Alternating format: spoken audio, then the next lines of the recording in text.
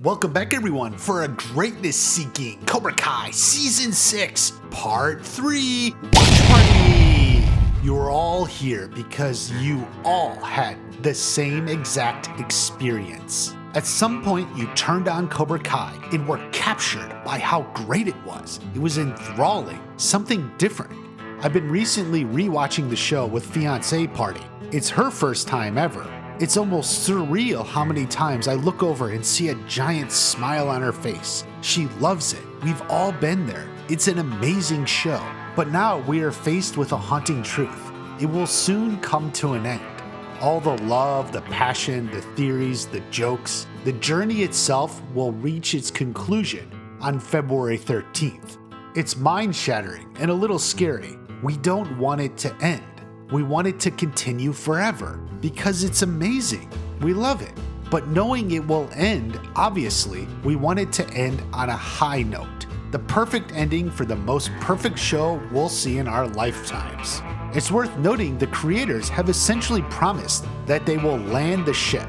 They say the ending is as perfect as you could hope for. Others have said the last 3 episodes basically flow like a movie. Again, with as perfect an ending as you can get. Well, I'm certainly looking forward to it, and I know you are too. But there's a nagging question. Will we love everything that happens? Now, if you've been around this fandom long enough, you know people disagree on everything. It is the case that literally whatever they do, some people will think it was the wrong choice and should have been the other way. I'll explain. Take Tory and Sam. They have had one of the most personal and rage-filled rivalries in the series. It was bitter, and they didn't like each other. They are slated to fight in the Sekai Taikai. They're the second women's captain fight. There's a lot riding on this for both the tournament and the girls individually. Obviously, the tournament is the key part. The Iron Dragons are way ahead. Maybe Cobra Kai can catch up.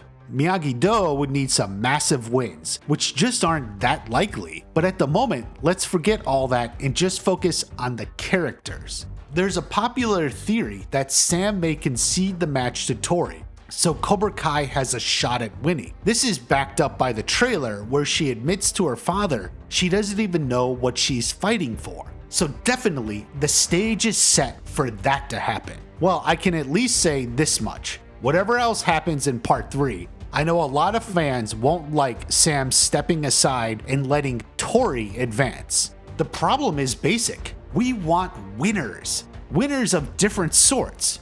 Cobra Kai Music, who has contributed to some of my community feedback regarding Season 6, and some nice music riffs from time to time, has said he wants Sam to get an official win. Like, hey, she's Daniel LaRusso's daughter. She should win a tournament or something. Have a first place trophy. That's understandable. In fact, for years I've seen people predicting Sam would win or make the finals based solely on the fact that she's Daniel's daughter. On the other hand, Tory has had a rough go of it. She got kicked over the railing in the school fight, lost her nunchucks in the house fight, and then her triumphant victory at the All Valley was lessened because Terry Silver took out an insurance policy with the referee. It wasn't a clean win.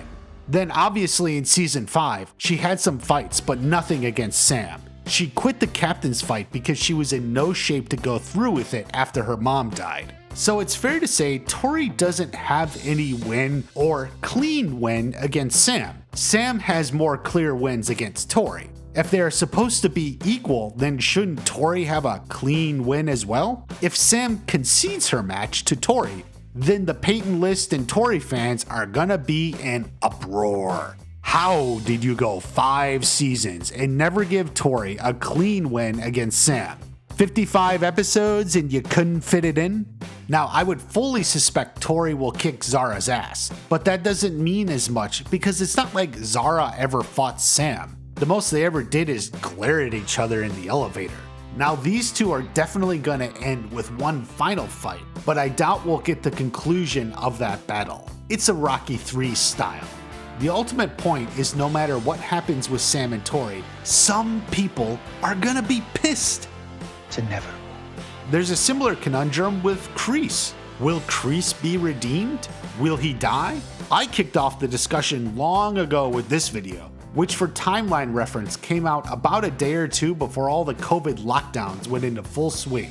I thought Kreese was gonna die, but he would do it in a way that brings him redemption. The theory was a guy who had such a dark presence and was portrayed as the stereotypical bad guy would find some redemption, something he would do to make it all worth it. Saving Johnny's life would be one example. I made a good argument and a lot of people agree with me. But on the other side, there are some very diehard fans who hate the idea of any sort of redemption for Kreese. Some people are too evil and too far gone and shouldn't be redeemed, they say. That's a fair point. Whether or not you think it should apply to Kreese, those fans want Kreese to get his final comeuppance, his retribution for all he's done over the years. From the perspective of the creators, they're damned if they do, they're damned if they don't. No matter what they end up doing with Kreese, it won't fit the preconceived notions of what people think should happen. I fully expect there to be a lot of discussion about Kreese after the series is over. Was his ending appropriate? Was it all worth it? Someone is going to be mad about what happens.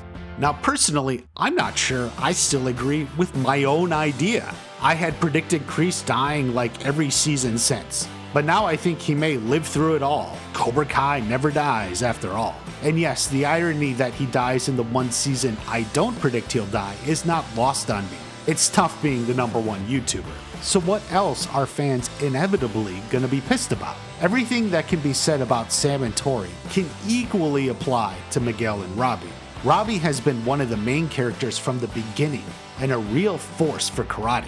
Not to mention, Tanner is one of the most athletic actors and capable of doing far greater stunts than the others. So needless to say, a lot of Robby fans are distraught that he has never won a tournament. He took second place twice. Let's be honest, you may think second place is good, but if you're a Robby fan, you would agree with Kreese. Second place is no place, you're off the team. Sure, Robby beat Miguel in the captain's contest, but that was just to determine who would lead the dojo. It wasn't the actual tournament. When he got to the tournament, he was almost an embarrassment. He kept losing and getting knocked out because he was staring over at Tory. She single-handedly ruined Miyagi-Do's captain. Now Robby had exactly one good moment where he got the best of Quan, but one good hit doesn't really make up for a tournament of failure. Especially because his failures led to Miyagi-Do being so far behind they may not even be able to win. If Robby is unable to beat Axel or loses to some sort of dirty move, fans aren't exactly going to be thrilled. Will Robby's biggest win in the whole 6 seasons just be the one good hit he got in on Quan? It's kind of a big letdown. Now Miguel has luckily had a little bit of everything, so there aren't as many fans demanding certain conclusions to his storyline. He's won, he's lost some, he also forfeited at the All Valley. I will say, and this goes alongside Robby's story, that if he is the one to beat Axel, some fans will feel like he gets all the good wins and the show isn't being even-handed. I'm not sure that's fair criticism, but it's definitely something people will say. People are very vocal about this stuff. And why not talk about Julie Pierce? I bring her up in every video anyway. There are fans who absolutely want her back. They're expecting it. I'm sure expecting it. On the other hand, some fans think she has no place in the show. They say it won't make sense and would be angry if she were to show up out of nowhere. First off, I don't think it would be out of nowhere. She has a place in this universe. You would think she would come up somehow. On the other hand, Hilary Swank just had twins. She's an in-demand actress. Maybe she didn't have time to return while they were filming season 6. The point is, no matter what happens, some people are going to be upset. Someone isn't getting what they want. So there's an important lesson in all this. Even the greatest of all time is not universally perfect. Nothing can please everyone all the time. Nothing, no show or no person can please everyone all the time.